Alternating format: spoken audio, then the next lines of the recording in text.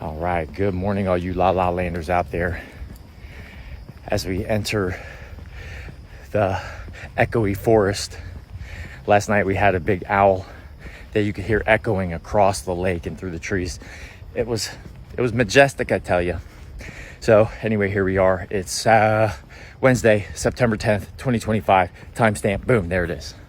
All right, so as we go forward here, let's go ahead. We're going to talk public health and healthcare. All right, the difference between the two. So we'll go ahead and define what each are really quickly here. And then we'll talk about some data and information. All right.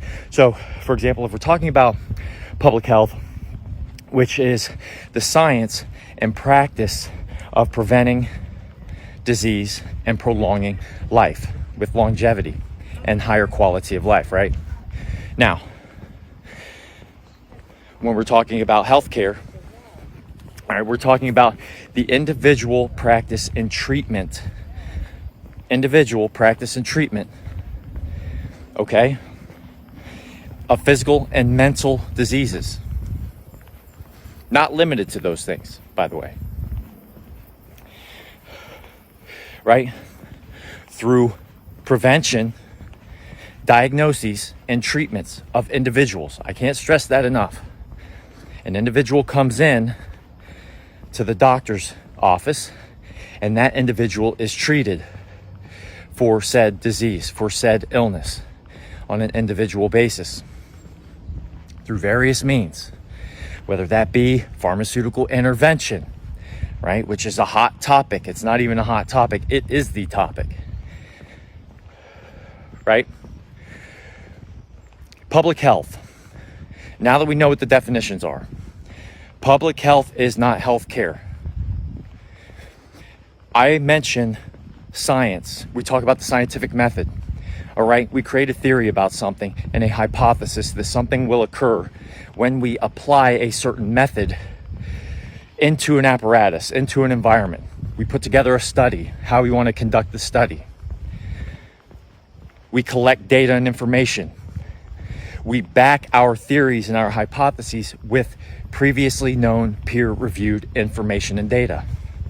And then we set forth in motion a study to prove the null hypothesis. Why do we prove the null hypothesis? This is proving the hypothesis wrong so that we can eliminate confirmation bias, so that we're not just seeking data to confirm what our hypothesis is.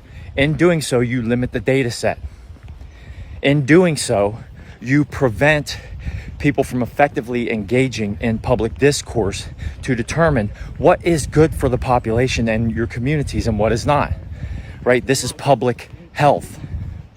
Why is this important? We are here to prevent. Public health is there to prevent diseases from occurring, not treat, which is healthcare. It's to prevent. So when you hear the numbers, as a scientist here, when you hear the numbers from the 1960s about Americans being diagnosed with chronic disease in this country, you had approximately 10%. That's a lowball figure. It is known that it's around 11%, right? But let's say 10% of the American population in the 1960s, the early 60s, were diagnosed with a chronic disease. Today, as it stands, it's approximately 75%. That is a low figure. 75% of Americans have been diagnosed with a chronic disease in this country. The bureaucratic entities that control the CDC have been limiting the data set. This is already known for people who know my story. I was in a master's program, halfway through an accelerated program. I had a 3.7 GPA. Not the greatest, but it was darn good for myself. I have other things to do in my life besides academia. And so, shave a few points off that grade point average. However, that was good for me, a 3.7 GPA in an accelerated program, right? On towards a PhD where I already had my thesis that I wanted to conduct studies over the bidirectional relationship between physical activity and anxiety and moods, okay? Our emotional and spiritual states combined with our physical states, okay? That's what I'm interested in.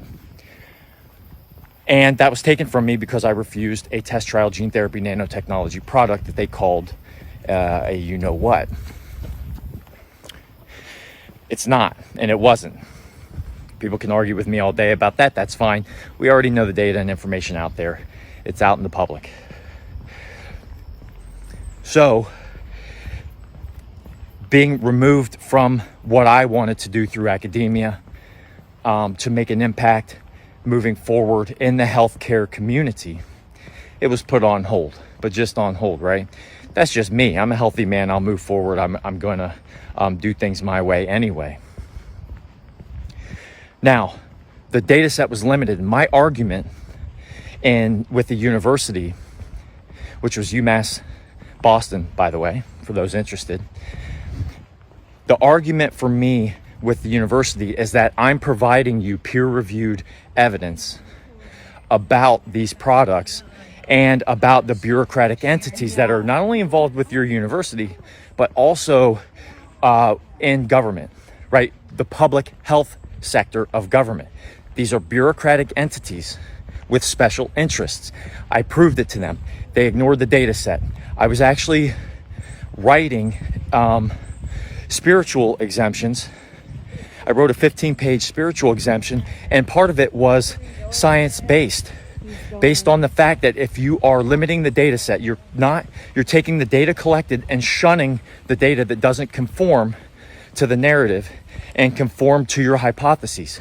Therefore, you're not actually following the scientific method. It's pseudoscience.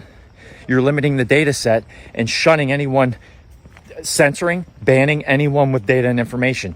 Every time I would post on the UMass Boston website updated information, they would delete it. They eventually blocked me on social media because I was posting relevant information regarding the mandates of the product that they wanted people to take and coercing people into taking them through various means. You can't go to school here. You can't show up for lab in person. So you're excluded from the conversation. So it's not, so when we talk about public health and we're talking about the science and practice of preventing illness and disease, they are failing. They're limiting the data set. There is no science. It's pseudoscience. It is science. It's pseudoscience, right? And it's biased. So automatically, this can't be published. Peer reviewed, all of this information would be put to bed very quickly. It wouldn't be validated. Now, it's important to also understand other data and information. 70 to 75% of Americans are overweight or obese currently. One of the top 3 comorbidity factors, I say it over and over again, for COVID-19 related deaths was overweight and obesity. The other was diabetes. And the third was fear and anxiety related disorders. All of which are manufactured through our behavior, all of which are manufactured through our, well, you could say diet is behavior, but nonetheless the foods we eat and what we consume through corporate media, right? Now, all of this is known. Furthermore, America has 4.2 approximately percent of the world's population, yet we consume 70+% of world pharmaceuticals. Think about that. Think about this. 1 in 32 children. Now, I'm not trying to associate autism with vaccines. I'm not trying to do that. But think about this. 1 in 32 children in the United States are being born with some form of autism. 20 years from now, those children are going to be walking around the streets, getting jobs, in school, doing whatever, and they're going to be voting with some form of autism. These people are going to be a part of our society, an integral part of our society. 1 in 32 people are going to be out there on the streets in 20 years with some form of autism, voting, creating public policy, or assisting in others' creation of public policy. Do you understand the seriousness of this? Do you understand this?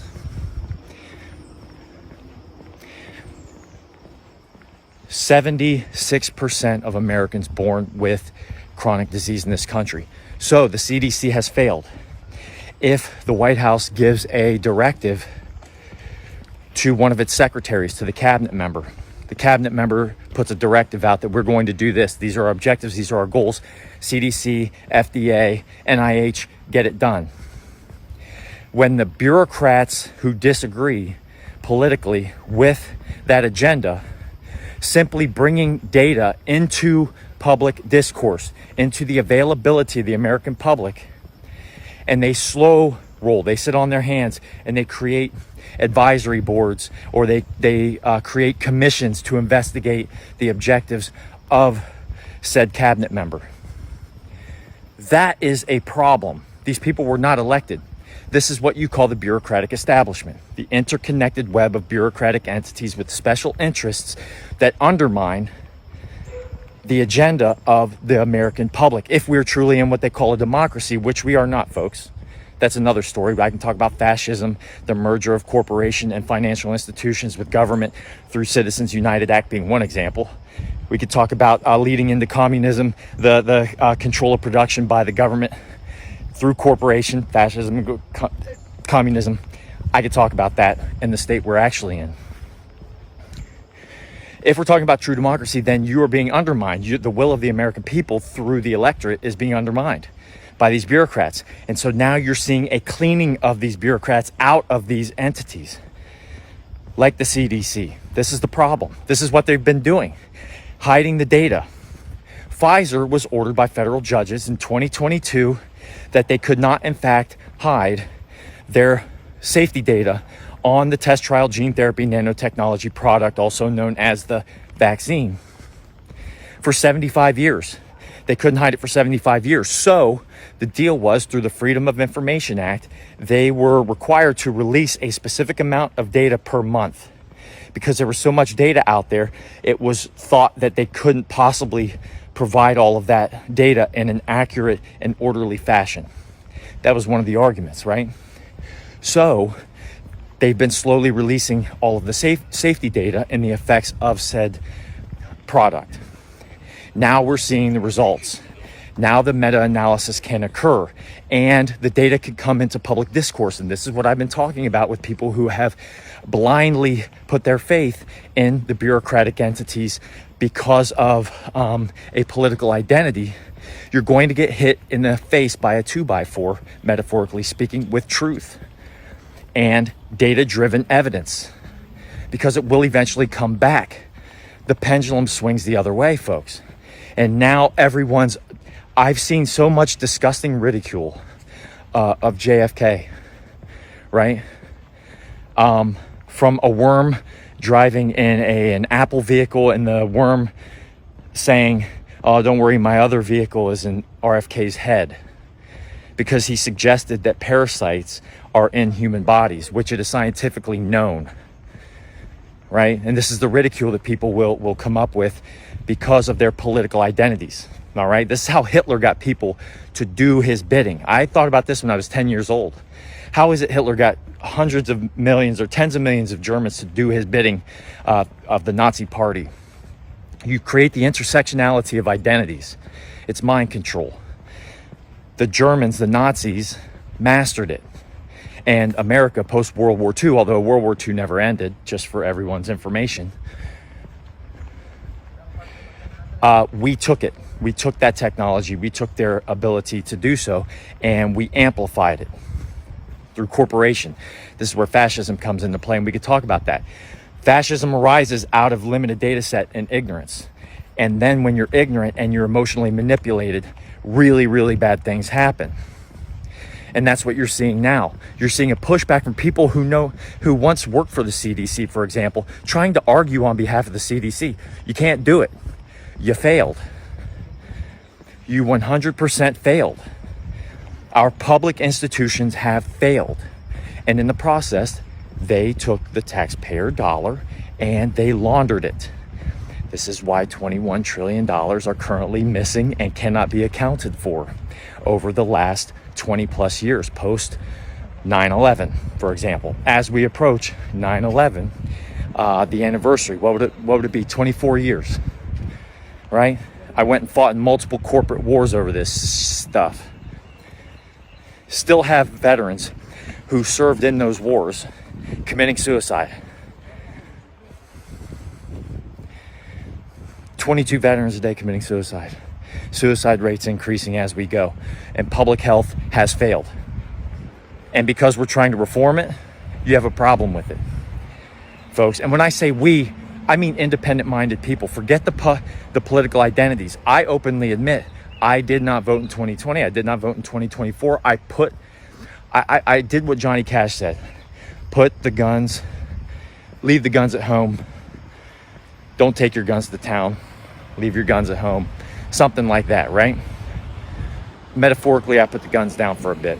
I don't need a political identity to operate effectively in my environment, to convey data and information to people, to be a good human being, to myself, number one, individualism,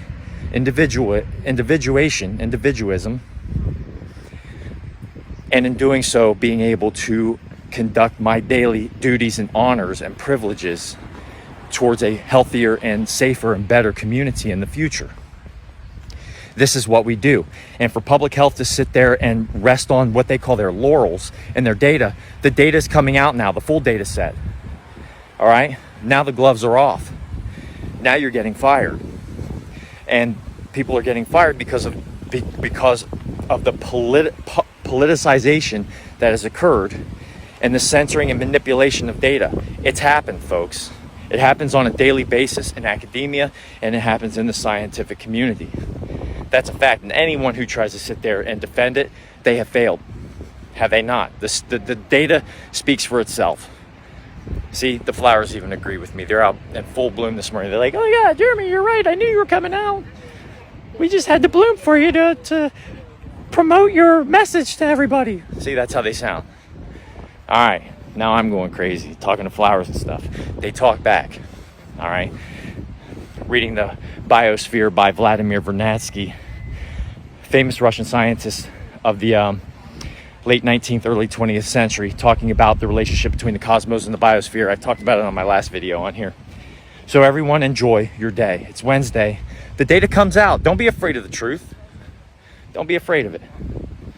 Have a great day.